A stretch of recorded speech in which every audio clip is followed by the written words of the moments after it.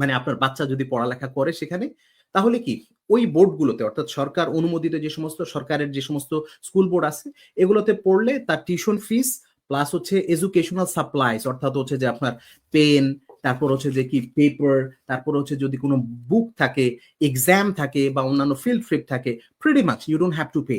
Sometimes এই কিছু হচ্ছে ছোটখাটো ফিল্ড ট্রিপের জন্য $2, $5, $10, এরপরে যদি এক্সট্রা পিৎজা খেতে চায় তাহলে সেটার জন্য একটা এক্সট্রা পেমেন্ট। বাট সকালবেলা লেটস সে হচ্ছে যে বাচ্চারা স্কুলে যাবে, তাহলে সকালে না খেয়ে তাকে চলে যেতে হবে, তাহলে ওখানে আবার কি ব্রেকফাস্ট ক্লাব আছে, যেটা হচ্ছে গভর্নমেন্ট ফান্ডেড, ফ্রি, অর্থাৎ আপনাকে এটার জন্য কোনো পয়সা দিতে হবে না। সো লিটারেলি আপনার মানে এখানে কানাডায় যারা থাকে তাদের বাচ্চারা যদি পড়ালেখা করে একেবারে ম্যাট্রিক এবং ইন্টারমিডিয়েট পর্যন্ত যত স্টাডি করবে, এইটা কি যদি গভর্নমেন্ট স্কুল বোর্ড হয় তাহলে সেটা ফ্রি, যদি আমি বোঝাতে আপনাদেরকে সক্ষম হয়ে থাকি।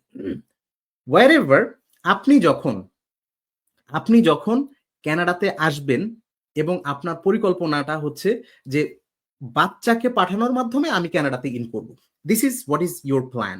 ওকে, so if this is your plan যে বাচ্চার থ্রোতে কি আমার ইমিগ্রেশন হবে বা আমি সামহাও কি মাইগ্রেটেড হব কানাডাতে, এইখানে একটা বড় বিষয় গ্যাপিং আছে, যেটা স্কুলিং ভিসা বলে লোকজন প্রচারণা করে। এই ব্যাপারে জানার একটা ব্যাপার আছে। মূলত আপনি যখন আপনার বাচ্চাকে পড়ালেখা করার জন্য পাঠাচ্ছেন, তখন কি আপনার বাচ্চা হবে একজন ইন্টারন্যাশনাল স্টুডেন্টের স্ট্যান্ডার্ডই পাবে। সো ইন্টারন্যাশনাল স্টুডেন্ট হিসাবে যখন পড়তে আসবে, তখন আসলে আপনি